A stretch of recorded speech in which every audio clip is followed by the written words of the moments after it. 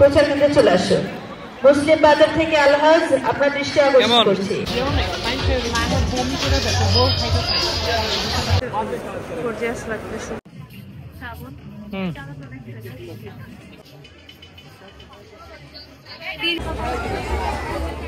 তো দেখতে পাচ্ছেন আমরা কিন্তু আন্তর্জাতিক বাণিজ্য মেলায় চলে আসছি আজকে। আসলে মানে মিম তার বরাবরই অভিযোগ যে সংসারের 9 years already we are passing, but এখনো পর্যন্ত কোনো সময় যাওয়া হয়নি আন্তর্জাতিক বাণিজ্য মেলা। তো ইন্টারন্যাশনাল ট্রেড ফেয়ারে আজকে আমরা আসছি। আমি আজকে যদিও একেবারে শেষ দিকে, কিন্তু আর মনে হয় 2 দিন মেলা থাকবে। সো আমি খুব চেষ্টা করে সময় বের করে, যত মানুষ আমার যাইতে ইচ্ছা করতেছে না, অনেক দূর, মানে অনেক কষ্ট, রাস্তা হিউজ জ্যাম। তার মধ্যে আমরা খুব কষ্ট করে হলেও আসছি। তো এখন একদম শেষ বিকালের দিকে সামনের দিকে আসুন।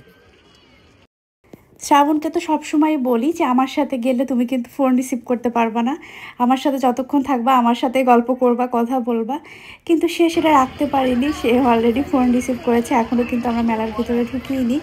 তো আমি বলতেছিলাম যে এটাই তোমার লাস্ট ফোন, আর কিন্তু ফোন তুমি ধরতে পারবা না, কারণ কোথাও গেলে দেখা যায় ও ফোনে বিজি থাকে আর আমি হা করে তাকাই থাকি, কি আর করা। তো যাই হোক, আমরা এখন বাণিজ্য মেলার ভিতরে প্রবেশ করছি। আর অনলাইনে টিকিট কাটার কারণে আমাদের হচ্ছে এমনিতে টিকিট কাটার জন্য লাইনে দাঁড়াতে হয়নি। তো এখন আমরা যাচ্ছি। আমি যেহেতু আগে কখনোই যাইনি, আগে মানে ঢাকার বাণিজ্য মেলায় যাইনি, বাট আমি যখন খুলনায় ছিলাম তখন যাওয়া হয়েছে খুলনা বাণিজ্য মেলায়। আমরা কিন্তু একেবারে বাণিজ্য মেলার যে প্রবেশ পথ সেটা অতিক্রম করে 8 বছর পর মিম আজকে, অর্থাৎ বিয়ের পরবর্তী সময় এই প্রথম আজকে সে আসলো। তো আমরা ব্যাক ক্যামেরাতে দেখাবো, তারপরে দেখতে পাচ্ছি এবার ডিজাইনটার মধ্যে আমরা যদিও ভিডিওতে কিছু অংশ দেখেছি, তারপরেও আজকে দেখানোর চেষ্টা করতেছি। তো আমি কি কেমন লাগতেছে তোমার? কেন, কি বাণিজ্য মেলার মতো আর এবং শেষ দিকে, এটা তো কম হওয়ার প্রশ্নই আছে না, এখন মানুষ অনেক বেশি থাকবে, এটাই স্বাভাবিক।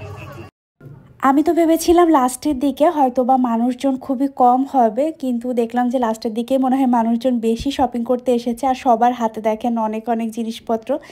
তো আমি ভাবতেছিলাম যে না জানি আমি কত কি কিনি। তো এখানে আসলে প্রথমে ঢুকেই দেখলাম ডায়মন্ড ওয়ার্ল্ড। আমি শ্রাবণকে বলতেছিলাম শ্রাবণ বেশি কিছু না, ডায়মন্ডের একটা কিছু কিনে দিলেই হবে, আর কিছু কিনতে চাইবো না। যাই হোক, ডায়মন্ড তো আর হলো না, পরে চলে আসলাম হাঁড়ি পাতিল দেখতে। তো এখানে এসে আমি দেখতেছিলাম যে কড়াই টড়াই এগুলো কোনো কিছু নেওয়া যায় কিনা।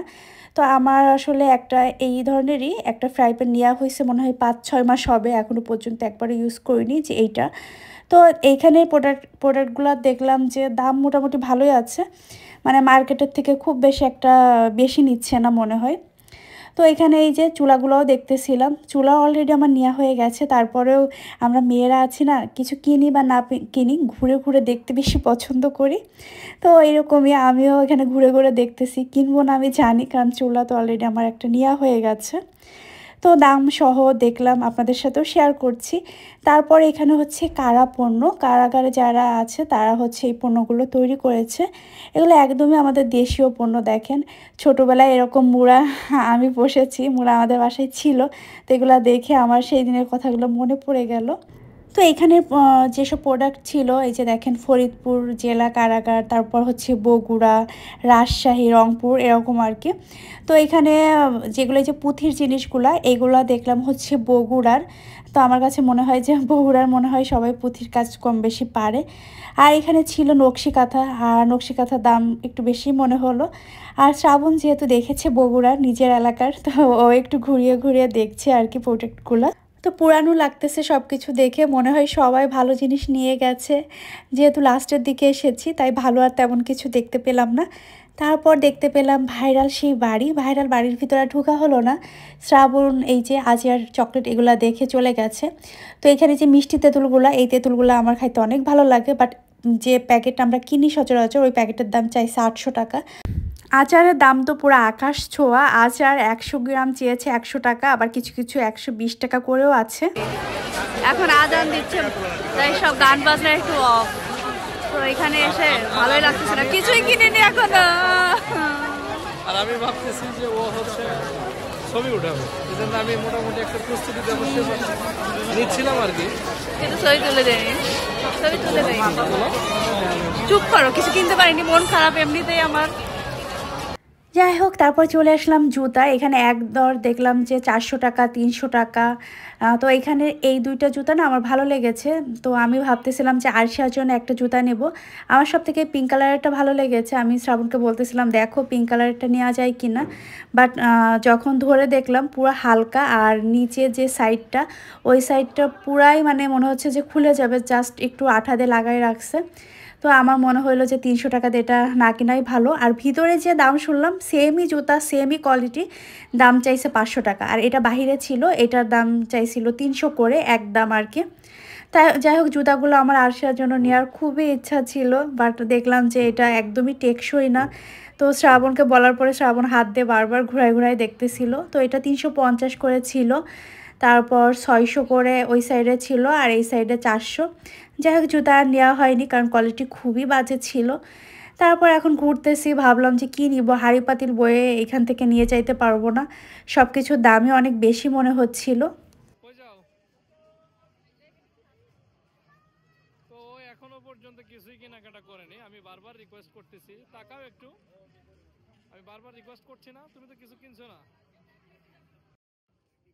এটা কি কোন জায়গায় ঢুকলা? মানে মশারি নিবা নাকি?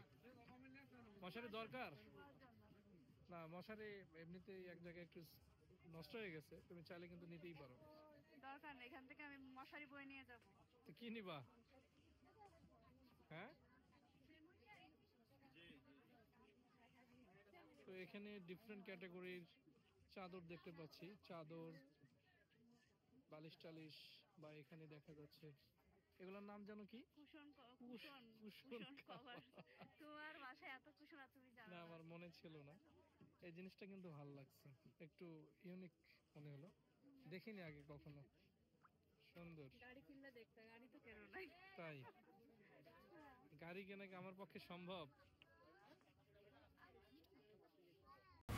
যাই হোক, এখানে বিছানার চাদর দেখতেছিলাম, তো শ্রাবণকে ডাক দিলাম। এই চাদরটা আমি সেম চাদর নিয়েছি 800 না 900 করে। তো এখানে দেখতেছি 1250 লেখা, 1600 টাকা ছিল, ডিসকাউন্টে 1250। মানে আমি দেখে বলতেছিলাম শ্রাবণ এখানে আসাটাই আমার ভুল হয়েছে, কারণ যে জিনিস আসলে কিনা হয়েছে দামটা তো সেটা জানাই। তো এত বেশি নিলে অবশ্যই খারাপ লাগবে। এত দূর কষ্ট করে এসেছি, এত পথ, মানে এত জ্যাম ছিল রাস্তায় বলার মতো না। তারপর থ্রি পিসগুলো দেখলাম, থ্রি পিস এই যে দেখতেই পারতেছেন মূল্য দেওয়াই আছে। তো এইগুলা থ্রি পিসের মানে বাসায় পরার মতো আর কি, তাও হয়তো বা বেশ একটা টিকবে না, মানে কাপড় কোয়ালিটি খুব বেশি একটা ভালো ছিল না। তো আমার মানে এত পরিমাণে হতাশ হচ্ছিলাম, আমি ভাবতেছিলাম যে আসলে বাণিজ্য মেলায় গেছি, বাসায় ভাই আছে, আর তারপর আরিফা আছে, আমার ননদ, আমার মেয়েটা আছে, ওদের জন্য কিছু তো কিছু নিতে হবে। আমি চাচ্ছিলাম যে আমরা হচ্ছে থ্রি পিস নিব কয়েকটা, বাট এত মানে বাজে ছিল, আমার একটা জিনিসও কেন জানি পছন্দ হচ্ছিল না। তো যাই হোক, শ্রাবণ আমার সাথে ঘুরতে ঘুরতে খুবই ক্লান্ত। তো ও বলতেছে আমি এখন আইসক্রিম খাবো। তো ভাইরাল সে আইসক্রিমের দোকানে এসে ও বললো যে একটা কাপ আইসক্রিম খাই। তো শ্রাবণ এদের প্রতি অনেক সন্তুষ্ট, বলতেছে কত ভালো, টিস্যুও দিছে। তো আমরা এখন বাহিরে, এখনো ভিতরে করিনি, তো ভিতরে যাব, দেখবো।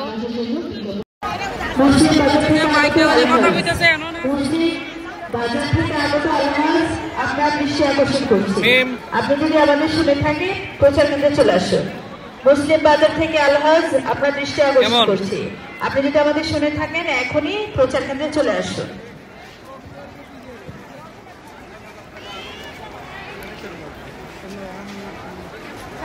কেটে দাও। যেহেতু ভিতরে অনেক দোকান ছিল, আমার মনে হলো যে যাই হোক এখান থেকে কিছু না কিছু নিতে পারবো। তো এই যে আমি চলে এসেছি, আর এখানে মোটামুটি মানুষের ভিড় ছিল। তারপরেও দেখি যে কি নেওয়া যায়, যেহেতু বাসায় সবাই আছে, আমার নিজের জন্যও কিছু কেনাকাটা করার ইচ্ছা ছিল। তো এই যে এখানে যে ব্যাগগুলা দেখতেছিলাম দূর থেকে এত সুন্দর কালারফুল লাগতেছিল, বাট এই ব্যাগগুলা আমার অত একটা পছন্দ হয় না। মানে এই ব্যাগগুলো নিয়ে আমি কোথায় যাব, আমার কাছে এরকম মনে হয়। তো এই কারণে হচ্ছে ব্যাগগুলো দেখতেছিলাম, বাট নেওয়া হয়নি। বাট এই কুশন কভারগুলো আমার এত পছন্দ হয়েছিল, আমার খুব বেশি ভালো লেগেছে। আর দূর থেকে খুবই কালারফুল লাগতেছিল, মনে হচ্ছিল যে এটা আমার নিতে হবে। কিন্তু দাম শোনার পরে মানে পুরাই আমি হতাশ হয়ে গেছি। শ্রাবণ বলল যে থাক, তোমাকে হচ্ছে কয়েকদিন পরে নিউ মার্কেটে গিয়ে তারপর কিনে দিব। তো আমার কাছেও মনে হলো যে দাম খুবই বেশি। আর আমি হচ্ছে এমনিতেও কুশন কভার কিনা হয়েছিল, বাট আমি ভাবছিলাম যে এখান থেকে নিয়ে উঠাই রাখবো, গেস্ট যখন আসবে তখন আর কি কুশন কভারটা লাগাবো। তো সেটা আর হয়নি, নেওয়া হয়নি। আর এখানে এই যে টেবিল রানারগুলো, এটাও বেশ ভালো লেগেছিলো। এটা 2500 না 3500 এরকম করে প্রাইস চাইছে সিঙ্গেল অন পিস। তো এগুলা মোটামুটি দেখতে খুবই সুন্দর ছিল। যাই হোক, এগুলার কোয়ালিটি আমার কাছে অনেক বেশি ভালো লেগেছে। দাম মোটামুটি ছিল, তারপরেও জিনিস দেখে একটু শান্তি লাগছিল।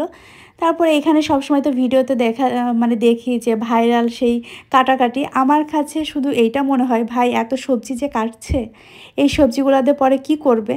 মানে দেখেন, পেঁয়াজ, আলু, গাজর, পাতাকপি, টমেটো, এত এত সবজি কেটে রাখছে। এইগুলা মনে হয় পুরাই ওয়েস্ট আর কি। যাই হোক, এখানে দেখলাম যে 50 টাকা, যেটাই নেবেন 50। তো আমার কাছে এই 2টা ক্লিপ ভালো লেগেছে, তো আমি ভাবলাম যে আরশিয়ার জন্য নিয়ে যাই, যেহেতু এখনও পর্যন্ত কিছুই কেনাকাটা করিনি, কিছু তো একটা কিনতে হবে আমাদের আর কি।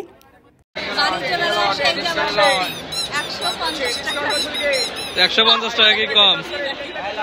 হ্যাঁ, না অনেক বেশি। ঠিক আছে, আর কিছু নিবা? না, ওকে। তো এখন হচ্ছে শ্রাবণকে বললাম যে যাই হোক, আমি তো কিনেছি 150 টাকার, তো তুমি কিছু কিনো। তো এখানে শ্রাবণকে বলতেছিলাম যে ব্লেজারের দামটা, মানে আমার পুরা মেলায় ঘুরে আমার কাছে এটাই মনে হয়েছে যে এখানে একমাত্র ব্লেজারের দামটা মনে হয় খুবই কম। তো এখানে মানে 1300 টাকা, তারপর হচ্ছে 1500 টাকায় ব্লেজার, বাট শ্রাবণ একটাও পছন্দ করতে পারিনি। যাই হোক, এই যে ভিতরে এসেছিলাম, ভিতরে এসেও জুতাগুলো দেখলাম, মানে শ্রাবণ এসে বলতেছিল দেখি নেওয়া যায় নাকি আসার জন্য, বাট সেম আর কি, মানে একদমই ভালো ছিল না। যাই হোক, এখন চলে আসছি বাহিরে, আমার একদমই মনটা খারাপ হয়ে গেছে।